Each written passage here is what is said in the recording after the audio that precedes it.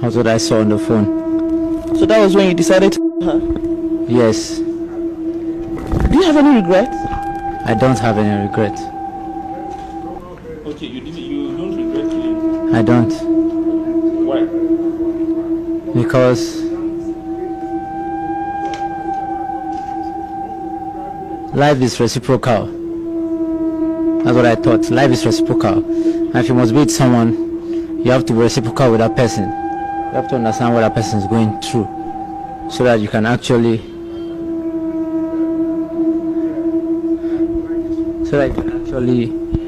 put yourself in the position that kind of person is going through. So that was why I didn't have any regret, because we were actually compatible. So that was why. The man you've just watched on your screen is a Nigerian gospel singer by name Timileyin Ajayi, who was arrested by the Nasarawa State Police Command after being found with the severed head of his girlfriend, a 24-year-old lady by name Salome Adaidu, near a church in Orozo, Nasarawa State. Ajayi is locally known for his gospel music and his TikTok videos. In an interview done by Channels Television, Timileyin is clearly heard admitting to have ended the life of Salome because of a dispute over the content of her text messages. Timileyin alleged that he and Salome have been in a relationship for about a year, and that he got upset when he discovered that she was entertaining romantic conversations with other people, which is what prompted him to end her life. When asked if he regretted ending her life, he unremorsefully said no, and went ahead to blame the victim for not reciprocating his love in the same manner. He was also asked what he did to end her life, or what process he used to make sure that she is no longer alive, and he gave this vivid description. So, Mr. Timi, please narrate how it happened, what you saw, that made, and how you did it. What happened on that day?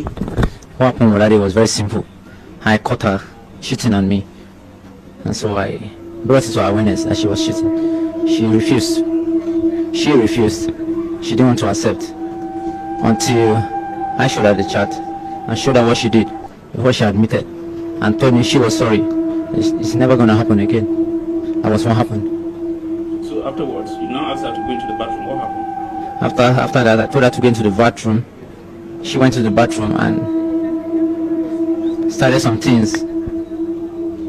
Immediately started those things. I couldn't take it lightly. I had to go into the room of where I can get some certain things that happened. So I took the from the restroom and went into her. Immediately she was lying her hand down. I held her neck and I did what I had to do, and that was it. When she died, what happened? When she died, nothing really happened. After doing the horrifying act that he described in the interview, the 30-year-old Ajayi proceeded to allegedly chop Salome's body into more than 50 pieces and tied them in several plastic bags. He was on his way to dispose of her head when he was allegedly noticed and apprehended by a bike man. According to the stories, the bike man saw him walking with a bag and realized that blood was dripping from the bag. He also noticed that flies were attracted to whatever he carried in that bag. So he stopped and asked Timileyin what he was carrying in his bag. He also said that he noticed that when he questioned Timileyin, his behavior was unusual, which made him grow even more suspicious of Ajayi, and he decided to persist in his questioning. When Ajayi realized that he could not ward the bike man off, he decided to offer him a large sum of money so that he could leave him alone. This is what made the bike man to conclude that something was amiss, and he decided to alert the bystanders and the police, who all helped in pinning Ajayi down and uncovering the harrowing content of his bag. The family of the late Salome have also made a statement regarding the murder of their sister and daughter and the ongoing investigation of the accused Timileyin Ajayi. In an interview with Channels Television, late Salome's sister revealed that she was not convinced by the story told by Timileyin, alleging that her sister was his girlfriend for 1 year. Because according to her, her sister could not have dated him for a whole year and not tell anybody in their family. However, she confirmed that on the morning of her sister's murder, Salome had informed them that she was going out to meet up with a friend, whose name and identity she did not disclose. Salome's sister and her mother also revealed in an interview to BBC that Salome's murder is coming just few months after the passing of her biological father. So the loss is really heavy on the family. I demand and need justice to be served to this guy sitting over there, because he is the person that murdered my sister. And he confirmed it to me when we picked him up from the police station before we brought him to this command here. He confirmed. I was like, you are the person, because I'm just seeing him for the first time, apart from the social media pictures that have been flying. The family of the late Salome did not hesitate to tell Nigerians that they are seeking justice against Ajayi for ending the life of their sister and daughter. This whole situation has left many Nigerians confused, especially with regards to Ajayi's motivation or motives for carrying out such a gruesome act. According to Ajayi, his only reason was because he wanted to end their 1 year relationship. But many Nigerians are finding that hard to believe. On social media, the reaction to this saga has been a mix of shock, anger, grief, and a call for justice.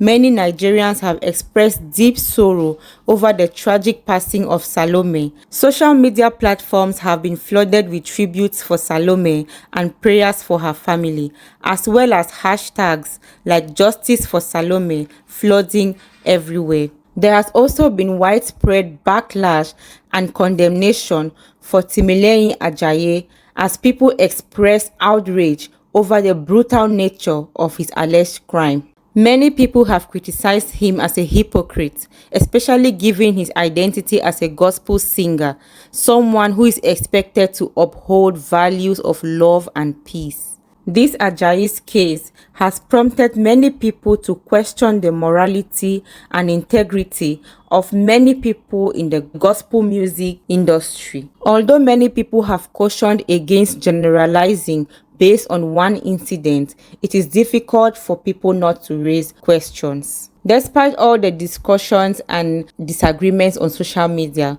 one thing has remained constant, and that is the call for justice against Timileyin Ajayi for the gruesome murder of Salome Adaidu. This incident is a wake-up call to everyone that people's intentions and mental health status are not written on their foreheads. Neither are their mental stability assessed by how well they speak, how religious they claim to be, or how calm and gentlemanly they act. Anyone can be a predator, and we have to safeguard against people like this. Always make sure to let your loved ones know where you are going, who you are meeting, and how long you intend to stay out. If possible, it is always good to share your location with a few family members or friends so that they can follow up and check on you from time to time to ensure your safety while you're out of your house.